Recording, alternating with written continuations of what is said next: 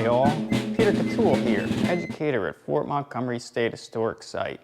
Today we're going to take you on a little virtual tour of our site museum. Come on, let's take a look.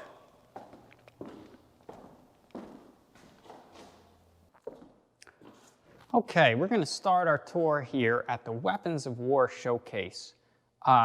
This exhibit features the weapons that the soldiers used to fight the battle here at Fort Montgomery.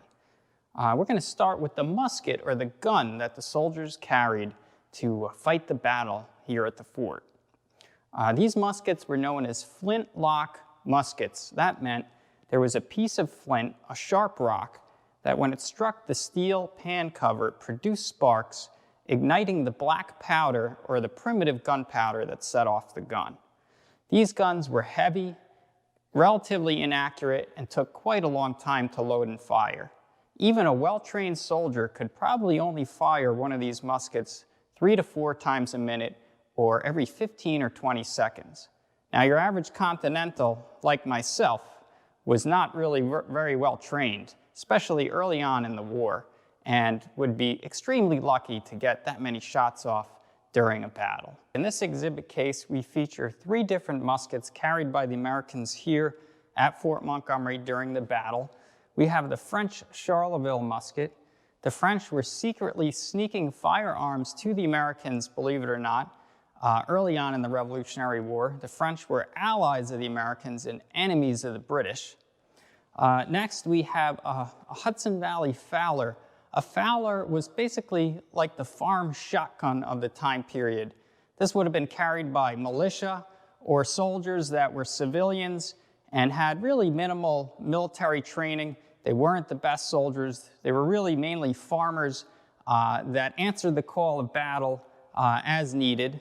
And finally, we have the British Brown Bess musket. And this was the standard issue British military firearm of the time period, carried by both the Americans and the British, however, during the Revolutionary War and here at the Battle of Fort Montgomery.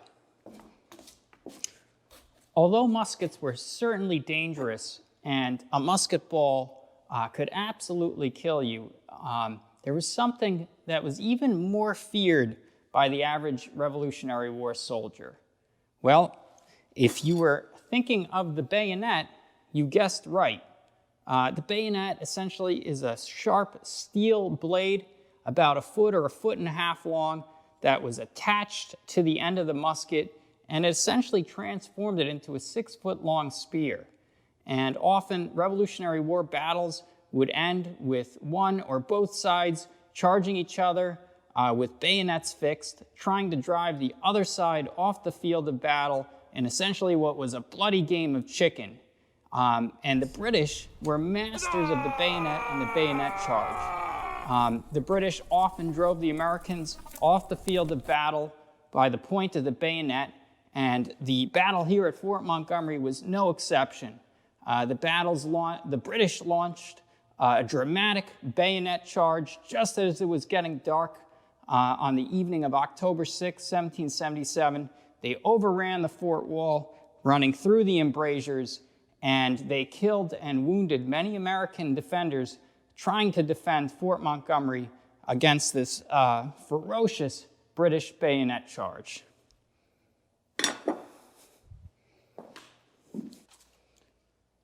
So, in addition to muskets, the soldiers, of course, had cannon. Cannon were used both to destroy structures, fortifications, personnel, and here at Fort Montgomery, especially ships. Here are some cannonballs and projectiles actually found here at Fort Montgomery. The balls range in weight from anywhere from 2 to 32 pounds.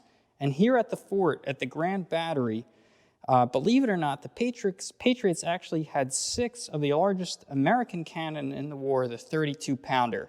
It shot a ball that weighed 32 pounds. Imagine something the size of a bowling ball, but made out of iron, weighing 32 pounds. And think of the damage that could do if you dropped that ball on your foot.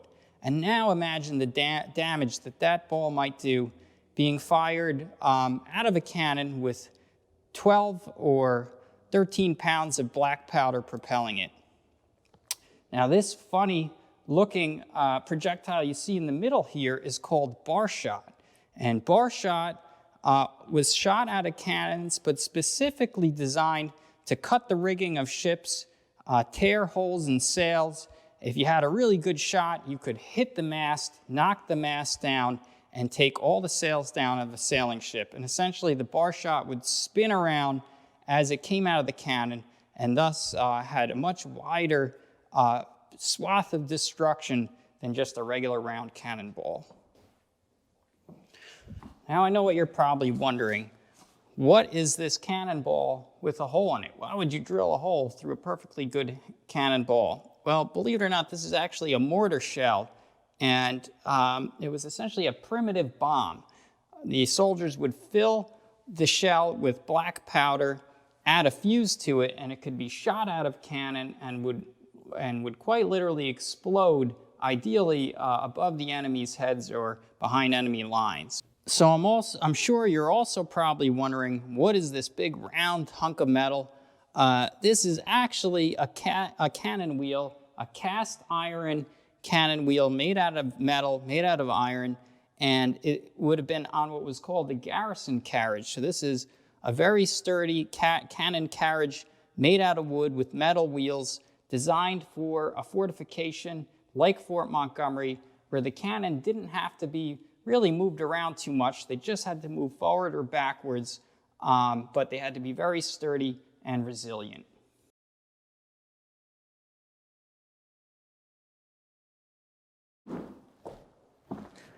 Do you fight for king or country? Believe it or not all colonists living in America sided with the Patriots. Some actually thought the Patriots were wrong and supported the crown. They were called Loyalists. Can you think of any reason why some colonists actually supported the king? Many Loyalists thought the Patriots could never beat the British, considered by many to be the best army in the world. Other Loyalists had businesses that depended on trade with the British. Finally, if you were a member of the Anglican Church, not only were you rebelling against your country, but also your religion if you were taking up arms against the king. Almost half of the British forces that attacked Fort Montgomery were made up of Loyalists. The Loyalists wore green coats with white or buff-colored facings. This mannequin is a member of Emmerich Chasseurs, an elite, hand-picked unit that carried rifles, was well-trained, and were excellent in combat.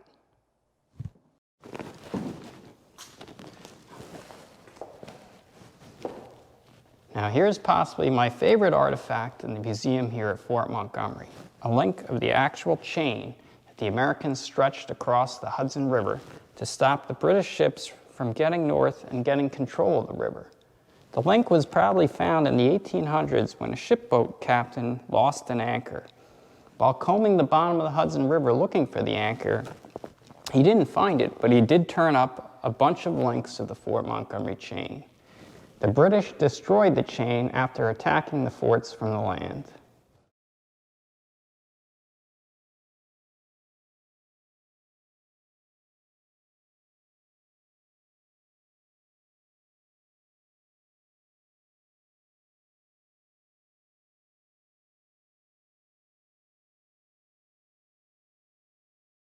I'm standing here by what are known as the Liberty Cufflinks. Cufflinks were essentially buttons connected with a little chain that held the sleeves of a soldier's shirt together. These cufflinks were found behind the enlisted man's barracks in the fort ruins, and they're a powerful symbol of what the soldiers were fighting for. Why were the soldiers fighting this revolution? What was it that they wanted from the British? The soldiers were fighting for freedom from the British, the right to govern themselves. Have you ever heard of the saying, no taxation without representation? The colonists were tired of being taxed by the British, but not being represented in British government.